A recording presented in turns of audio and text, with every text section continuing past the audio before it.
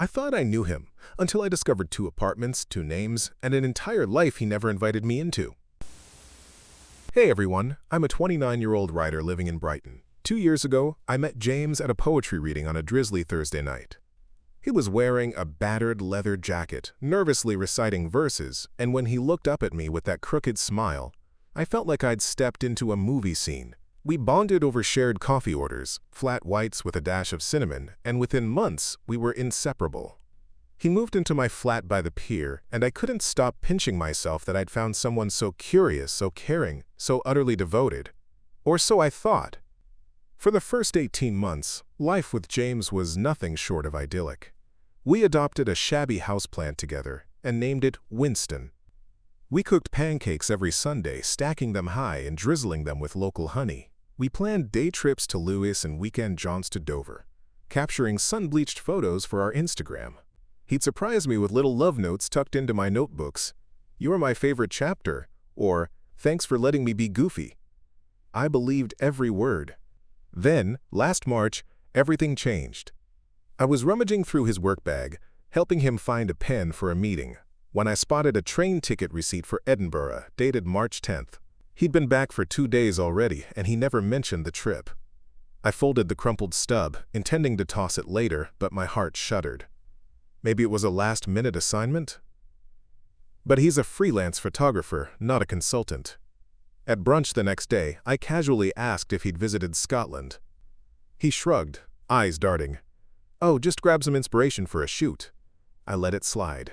2 nights later, I discovered a second electricity bill tucked behind a stack of magazines, addressed not to our flat, but to Mr. J. Palmer at 26 Elm Grove, York. My chest clenched. York? He'd never been to York, at least not with me. I stared at the unfamiliar address, the different account number, and the quiet certainty that I was unraveling his truth. I shoved the bill back, determined to confront him only when I had more than my racing imagination to rely on. Over the next week, I became a private investigator in my own relationship. I noticed how he took calls behind closed doors, how his phone buzzed with unfamiliar names: Jamie, Jenny, Ed. I peeked at the lock screen, a photo of him standing by a papier-mâché Eiffel Tower, though we'd never been to Paris together. I caught him slipping out at dawn, returning at dusk, smelling faintly of smoke and coffee stains. He said he was scouting local galleries, yet he never shared photos. Every excuse felt like a thread in a web I was desperate to untangle. On a Wednesday, I followed him. I trailed him from Brighton station to a nondescript flat in Newcastle. He buzzed in with a small key, and I watched through the rain-spattered window as he embraced a woman whose laughter sounded too intimate for a friend. She had his eyes, same shade of stormy gray, but styled her hair completely differently. They exchanged a quick, tender kiss, and she pressed her forehead against his, her fingers tracing the same lines I'd only traced in daydreams. I felt my world fracture. I left before they could see me. By the time I got home, my hands were shaking so badly that the kettle rattled when I set it down. I made myself a cup of tea I couldn't taste. I confronted James that night, holding the train ticket and the electricity bill like damning evidence. His face drained of color. For the first time, he wasn't charming. He was cornered. He stuttered something about business expenses and a friend's flat, but his words rang hollow. He begged for calm, said he'd explain everything in the morning. I barely slept. Morning came with a hollow ache in my chest. Over breakfast, he laid out 2 passports. One, James Edward Palmer. The other, Jamie L. Palmer. 2 phones, a sleek black one labeled with my number, and a second burner phone with no contacts save for Jenny. He confessed he'd grown up in York, estranged from his family, drowning in debts. He couldn't face me if I knew the full story, so he created a second life. Weekends in York at a rented flat, weekdays in Brighton at our home. "I thought I was protecting you," he said, voice breaking. But protection through lies was betrayal. I listened as he explained that Ginny was his sister, and that the flat in Newcastle was another safe space. He said he was ashamed of the trouble he'd caused. Gambling debts, unpaid loans, old friendships gone sour. So he built 2 parallel existences rather than risk dragging me down. He'd never cheated on me. He just vanished into himself. My mind reeled. A lover or a liar? I wasn't sure anymore. I spent the rest of that day alone, wandering the seafront. The salt breeze bit at my cheeks. Every couple I saw reminded me of what I'd lost. The laughter I no longer heard. The promises that now tasted bitter. I made a pros and cons list on my phone. Pros: he loved me, he apologized, he wanted to change. Cons: he lied for months, he fractured our trust, I felt like a ghost in my own life. But lists can't capture heartbreak. By evening, James returned. He stood at our door clutching a single suitcase, his confession and his plea. He wanted to start over. He promised transparency. One phone, one flat, one life together. His eyes were tired, raw with regret. I felt my heart whisper forgiveness even as fear clutched at my ribs. Because love is messy and complicated, and sometimes we hold on to what we should let go. And that's where my story begins. I'm standing at a crossroads. One path leads to rebuilding trust brick by brick, the other to walking away with my dignity intact. I don't yet know where I'll end up. All I know is that the person I thought I knew best was living half his life in secret, and I have to decide if I can ever feel whole again. Update 1. The morning after James's confession felt like walking through a dense fog. I woke with the taste of salt and regret on my tongue, images of his 2 passports and burner phones flashing behind my closed eyelids. Every sound in the flat, our kettle whistling, the click of dishes, echoed through hollow chambers in my chest. I resolved to give him a chance to prove his sincerity, but I needed guardrails. Transparency pact. Over lukewarm coffee, I laid out the ground rules. No more secrets. He would use only one phone, one email, and one bank account. All business trips needed at least 48 hours notice with clear details. Destination, purpose, and expected return. No burner phones, no phantom flats. He nodded, tears brimming. I watched him swallow hard, as though he were trying to down a bitter pill without gagging. First test, the work assignment. That very afternoon, an email pinged in. Brighton Arts Collective wanted him to photograph a weekend exhibition in Manchester. Under our new pact, he forwarded me the invitation immediately. His hands trembled as he attached the PDF. I scanned every line. Dates, times, venue. It sounded legitimate. Relief warmed me slightly. "Thanks for sharing," I texted, trying to keep my tone light. He returned a small smile. It felt foreign on both our faces, but at least it was honest. Doubts creep in, yet doubt is a tenacious creature. When James packed his camera bag that Friday morning, I scrutinized every move. He packed only one phone charger instead of 2. He gave me the Airbnb address for the weekend. No hidden flats. I felt my racing heart slow, but only a little. That evening, while he was gone, I found myself staring at our kitchen table, tracing invisible lines between the grain of the wood, wondering if he'd ever been completely truthful about anything. Weekend alone in Brighton. James left at dawn for Manchester. I spent the weekend with my journal, filling pages with reluctant hope. On Saturday morning, I texted him for a simple check-in. "Did you grab breakfast yet?" He replied within 15 minutes, sending a selfie of him at a cafe, croissant in hand, bright lights of Piccadilly behind him. I examined the photo. No hidden reflections in mirrors, no clues of a secondary life. I exhaled. For a moment, it felt like our old life. But on Sunday night, his reply to my "heading back" text lagged by 2 hours. Then came, "Sorry, battery died. Train got delayed." I gripped my phone, heart plummeting into my stomach. Battery dying seemed plausible, but for a man who owned 2 buses worth of chargers in our flat, it felt like old habits die hard. I whispered to myself, "Trust, but verify." A mantra I didn't recognize until that moment. When he returns. James returned Monday morning, looking exhausted but happy. He handed me 2 Manchester postcards, one with a neon sign, one with a photo of the Midland Hotel. "For you," he said, placing them gently on my desk. "Thought you might like these." I smiled and tucked them into my journal. He kissed me on the forehead and immediately began unpacking his gear. I silently observed. 1 suitcase, 1 camera bag, 1 phone on the counter. No extras. I made dinner. Roast chicken and root vegetables. Our new ritual after big trips. We ate in companionable silence at first, then slipped into easy conversation about the exhibition's best pieces. It felt normal. He drank one glass of wine, and then poured me a second. As laughter returned to his eyes, mine followed suit. Yet, when I hugged him goodbye that evening, I felt his phone buzz in his pocket. I asked, "Work message?" He hesitated, fingers brushing the device, then said, "Just a friend checking in." He showed me the screen. A text from Mum. I believed him. The first cracks. That night, as I lay in bed reading, I heard a faint vibration on the bedside table. I reached over, and my heart froze. It was his burner phone.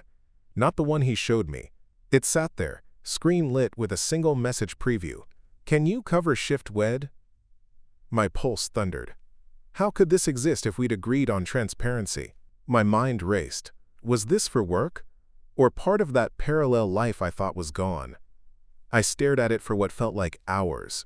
The little icon glowed like a beacon of betrayal. I wanted to believe this was a leftover artifact from before our pact, but the message date read, 2 hours ago. He'd lied already. My chest tightened until it hurt. Confrontation and fragile trust. I waited for him. When he came to bed, I slid the phone across the sheets. "Explain," I said, voice quiet but firm. His face drained. He picked it up, unlocked it with shaking fingers. I needed to confirm my shifts at the gallery in York before committing to Brighton shows," he stammered. "They offered me emergency cover, and I was afraid you'd say no." His eyes pleaded with me. "I'm sorry." Anger and relief warred inside me. He was still leading 2 lives, one in Brighton and one in York gallery circuits, and he thought I wouldn't understand. I felt like a spectator in my own story, scrolling through his hidden chapters. But I also saw his vulnerability. Stripped bare, he'd risked exposing the truth rather than continuing the lie. The room fell silent. I didn't embrace him. I didn't push him away. Instead, I whispered, "One step at a time. No more secrets. Promise me." He nodded, voice thick. "I promise." And in the dark, we held on to each other. 2 flawed people trying to salvage something real. Update 2. The next week brought a fragile calm. We'd agreed on full transparency, and for a few days it felt like we were stepping gingerly onto solid ground. I reviewed my own behavior. Less snooping, more breathing room. He had shown me the burner phone and claimed it was solely for his York commitments, so I tucked it away in a drawer. I channeled my energy into my writing project, determined to trust him. Yet even as I tried to let go, I couldn't shake the feeling that the parallel life was lurking behind every coincidence. On Wednesday afternoon, James burst through the door holding 2 envelopes. One was marked Brighton Arts Collective. The other, York Gallery Trust. He dropped his backpack, excitement washing over his features. "They both want me," he said, voice catching. "Brighton wants me for a month-long residency starting next week, and York is offering a solo show, opening in 2 weeks. My stomach flipped. We'd envisioned building our life here in Brighton, but York still held the keys to his past, and apparently to his future. I forced a smile. "That's amazing," I said, though my heart thudded with anxiety. "Which one are you going to choose?" His eyes flickered between the envelopes, gratitude and guilt warring on his face. "I've been thinking," he began. "Maybe I can split my time, 2 weeks in Brighton, 2 in York. I'll keep you updated." I nodded, but inside I felt like an accomplice to his double life again. 2 residencies, 2 cities, 2 homes, the strain of scheduling. That night, we sat across from each other at the kitchen table, calendars and color-coded pens strewn between us. He mapped out a tentative schedule: Brighton residency from June 1 to 14, York exhibition prep June 15 to 28, then back for Brighton shows July 1 to 30. I traced his route with my finger, noting the overlap. "I'll fly out early," he said, highlighting the flight times. "Red-eye back the day before my Brighton workshop."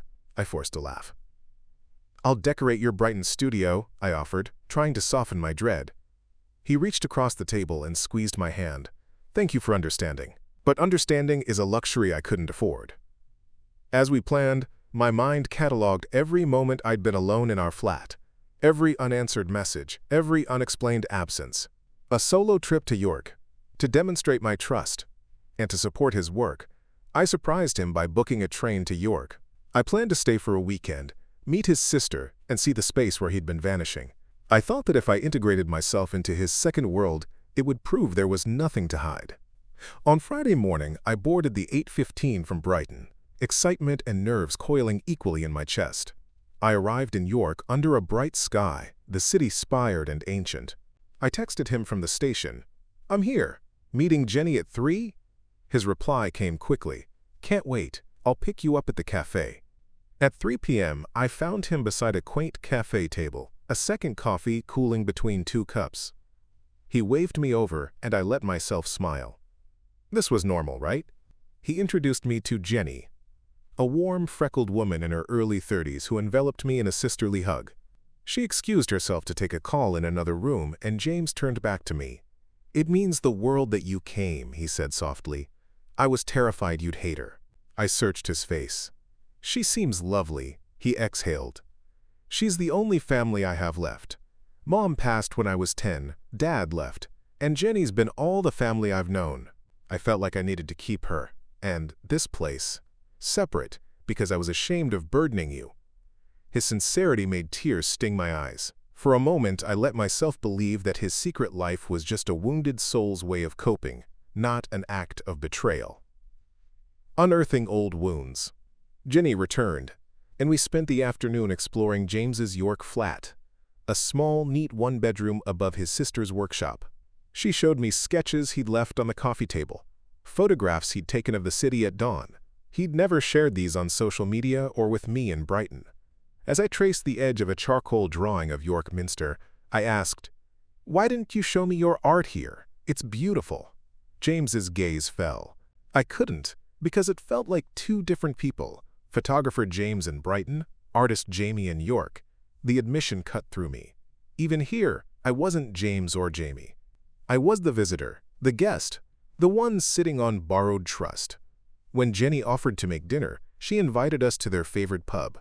Over shepherd's pie and local ale, I tried to enjoy the evening, but my mind drifted to Brighton, our routines, our apartment, the life that waited for him there, the bombshell discovery. Back at the flat, after Jenny went home, James and I lingered in the living room. He looked tired, hopeful. I reached to hold his hand, but my fingers brushed something sharp, protruding from the sofa cushion. I pulled out a slim, leather-bound notebook I'd never seen. Its cover bore a simple inscription, J. L. Palmer, Confessions and Plans. My pulse thundered. He hadn't shown me this. I flipped it open to a random page. There, in tight script, lay a list of names, clients, contacts, and a line that made my blood run cold. Deal must close September 10th. Buyer in Marseille. What's this? I whispered, voice trembling. James's face went ashen. He sank to the couch, burying his face in his hands. "You weren't supposed to find that," he said. My heart pounded in my ears. A deal in Marseille? Another layer of secrecy. Another city. I closed the notebook with shaking fingers. The world blurred. He looked up, eyes pleading. "I can explain," he murmured. I swallowed, tears blurring my vision. "Start talking." Update 3. James took a shuddering breath, and I perched on the edge of the couch, notebook in my lap like a detonator. The air between us crackled. His usual eloquence curdled into whispers. James. "Okay. That notebook is where I kept track of everything. My art commissions, photography gigs, personal expenses, and more.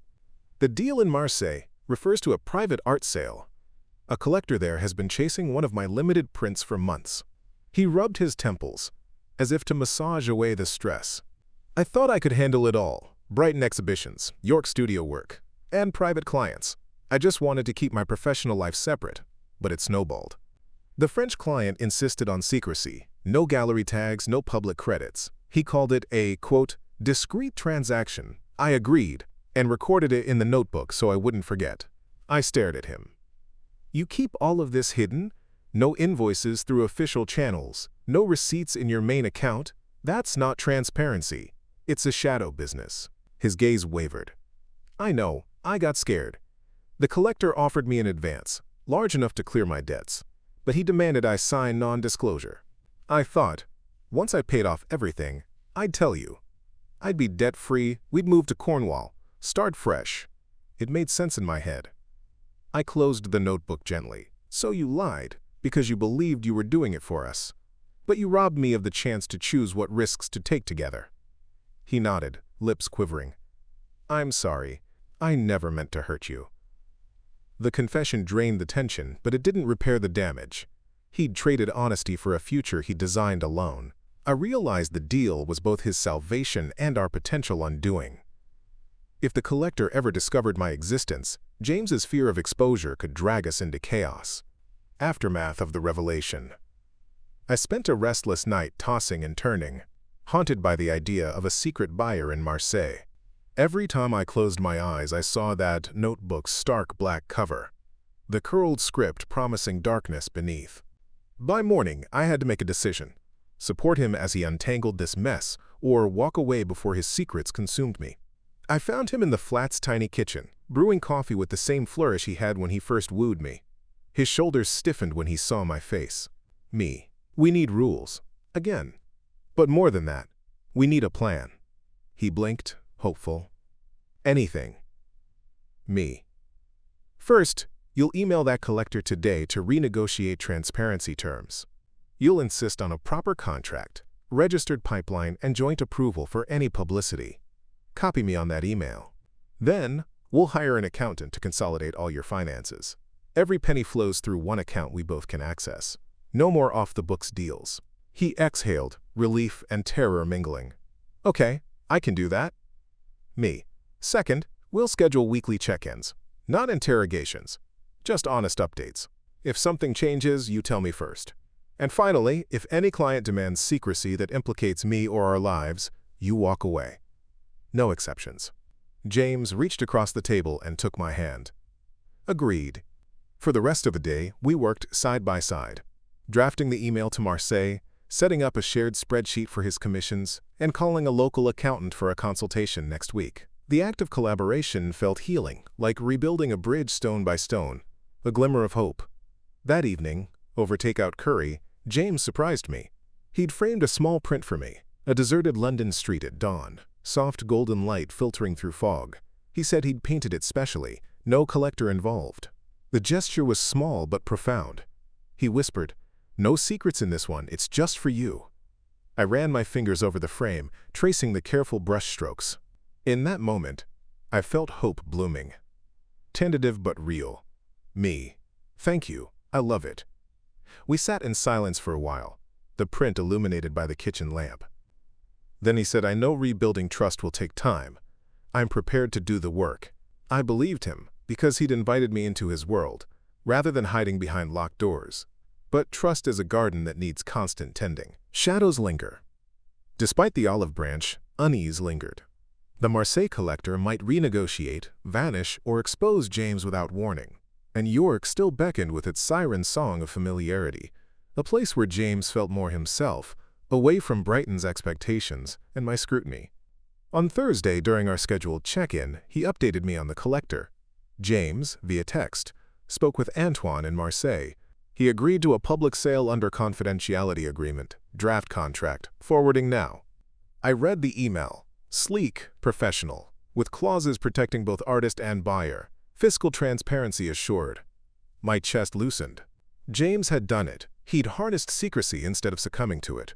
But later that night, I found myself checking my phone compulsively, waiting for unforeseen explosions. Every ping made me jump. I realized that even with rules, the scars of his duplicity ran deep, and fear can become a habit as entrenched as lying. The path forward. As Update 3 draws to a close, James and I stand at another crossroads. We've confronted the Marseille deal, woven transparency into our professional lives, and reclaimed a measure of trust. Yet, the echo of his hidden worlds reverberates, reminding us that the past, and perhaps the parallel lives, may never fully disappear. In Update 4, we'll face new challenges, an unexpected twist at the Brighton residency, and a crisis that tests whether our pact can withstand real pressure. Will our rebuilt bridge hold, or will the weight of secrets yet untold bring it crashing down? Update 4. When June 1st dawned, our flat was a whirlwind of paint cans, canvases, and packing crates. James's Brighton residency was officially underway. and the collective buzz of the arts collective filled our home with nervous energy. The studio space, an airy loft overlooking the seafront, became his sanctuary for the next 2 weeks. I resolved to support him fully, cooking breakfast each morning, walking with him to the studio, and keeping our honest updates packed alive. The residency kickoff. On the first morning, he set up his camera on a tripod facing the water, aiming to capture the, quote, golden hour reflection series he'd proposed. I watched him frame the shot, adjusting dials with precision. He glanced over and grinned, a genuine spark in his eyes. It felt good, watching him thrive here, in the place we'd dreamed of building together. That afternoon, the collective held an opening reception. Fellow artists, curators, and local press filtered into the studio, sipping wine and admiring James's prints of the coastline. I floated through the crowd, half smiling, half bracing for whispers about his past secrets. But everyone seemed captivated by his work. No one mentioned York or Marseille. I realized this was his moment to rewrite the narrative, not as a man with 2 lives, but as one unified artist. When the last guest left, I helped him pack away the easels. He pulled me into the center of the loft and kissed me softly. "Thank you," he whispered, "for standing by me." I returned the kiss, letting the warmth of the moment chase away lingering doubts. Pressure mounts. By day 5, the honeymoon was over. He'd sold 2 prints. The collective requested more images. And Antoine's contract still needed final signatures. Each new opportunity felt like a blessing, but also a test. Could our pact endure the pressure of success? Late that night, I awoke to the soft glow of his laptop. I slipped out of bed and approached the studio door, which was open just a crack. Inside, I saw him staring at an email draft to Antoine, proposing tripling the series to meet demand. His fingers hovered above the keyboard. Sweat glistened on his brow. I cleared my throat. He startled, closing the laptop abruptly. "I'm sorry," he said, voice tight. "I didn't want to wake you." I stepped inside and leaned against the doorframe. "You're negotiating behind my back again." He shook his head vehemently. "No, look, I'm expanding the residency, not hiding anything. We talked about growth, right?" I gestured at the screen. "But you didn't copy me on this draft. That's against our rules. Joint approval on any deal." His shoulders sagged. "I know. It felt urgent. The collective needs more prints, and Antoine is ready to invest. If we miss this chance, our momentum slows." I crossed my arms. Urgency isn't an excuse for secrecy. If we agreed on terms, you follow them. No exceptions. He exhaled, rubbing his temple. "You're right." He deleted the draft and closed the window. "I'm sorry. I'll resend the email. With you in CC. First thing tomorrow." I nodded, relief mingled with concern. It was a small victory, but each slip reminded me how easily old patterns could resurface. The crisis. The following day, word spread that Brighton Arts Collective had received an anonymous tip. James was subcontracting work through a third party in York. Rumor had it the collective's grant guidelines prohibited that. Suddenly, his residency was under review. I got the call while writing at my desk. The director wanted an explanation. I raced to the studio, heart thundering. James met me at the door, eyes wild with stress. "They're accusing me of splitting my work through Jenny's workshop," he said, voice cracking. "They're threatening to revoke my residency." My mind spun. The collective's rules were strict. All work had to be produced on-site. If they believed he was using his York studio, they could cancel his contract and possibly demand repayment of the advance. We gathered our evidence, the shared spreadsheet showing every shoot location, timestamps on file metadata proving he'd been on site, and the public contract with Antoine indicating no subletting. I accompanied him to the collective's office, carrying printed documents and a calm resolve. Inside, we faced the director, a stern woman whose brow furrowed as she reviewed our folder. "Mr. Palmer, these dates line up," she said at last, "but we received credible eyewitness accounts of deliveries to York. Can you account for that?" James exhaled and met her gaze. "Yes." I shipped raw prints north last month to prototype larger canvases, he explained, pulling out shipping receipts. But the final pieces were shot, edited, and printed here in Brighton. He laid the receipts, lab logs, and photos of our industrial printer in the studio. The director studied the evidence, then nodded slowly. All right, your residency will continue, provided there are no further breaches. Understood? James and I both breathed out.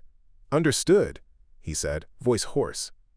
Outside, I squeezed his hand. You did it, I whispered. You told the truth and backed it up. He looked at me, tears in his eyes. I couldn't have done it without you. A rebound of trust.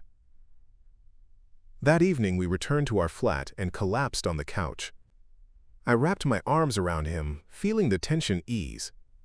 The crisis had tested our pact in a public arena, and we'd passed.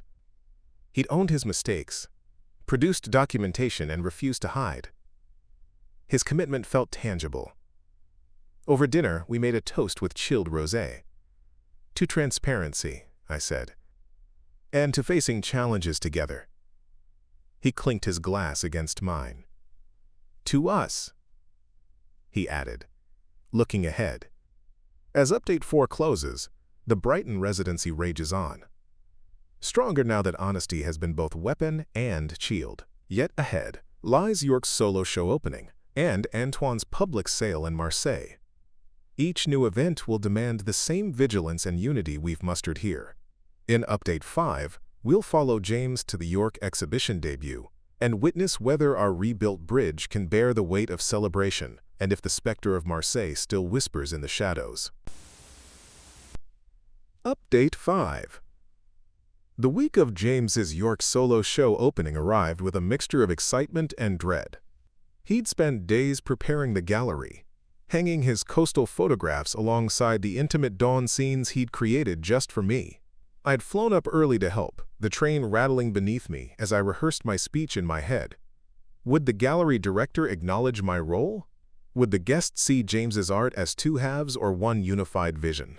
Final preparations.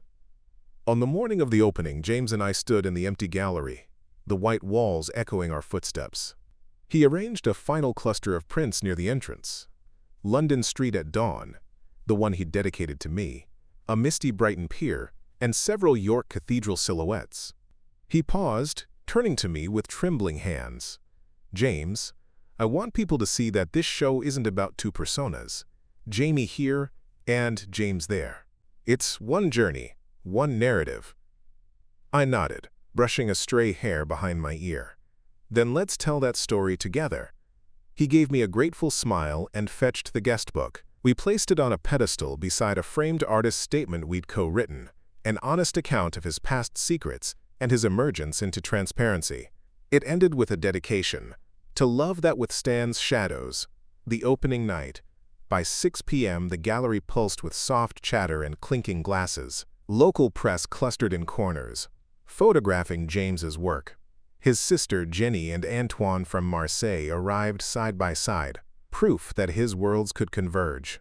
Antoine, impeccably dressed, nodded at me in greeting, then turned to James and offered a firm handshake.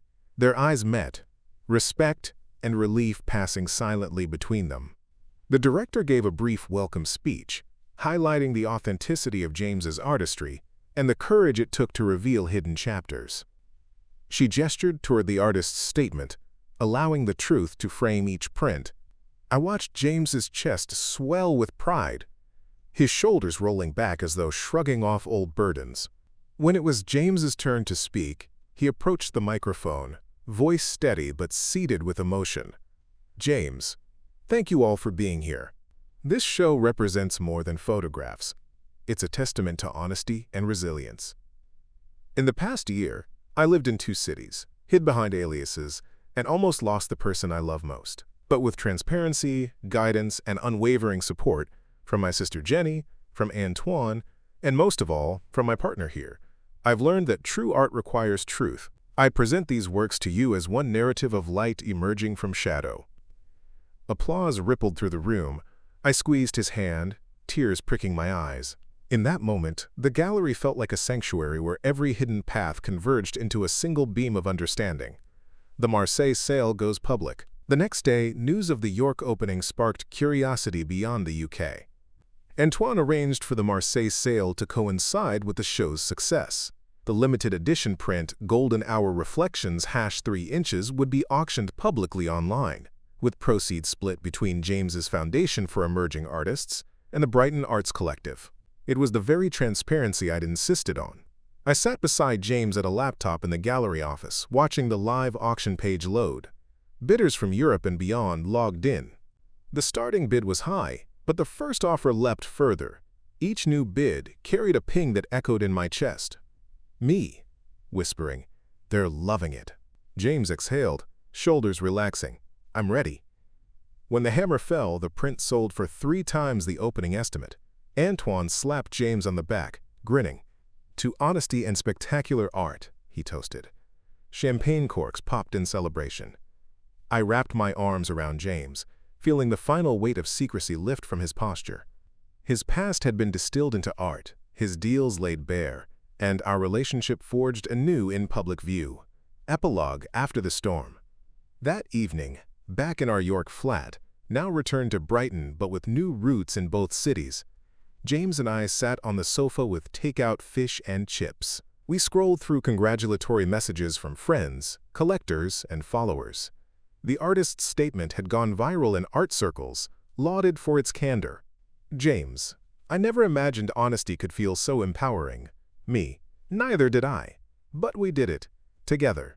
We toasted with beer bottles, the clink resonating like the final note of a symphony. This journey began with tickets, bills, and hidden lives.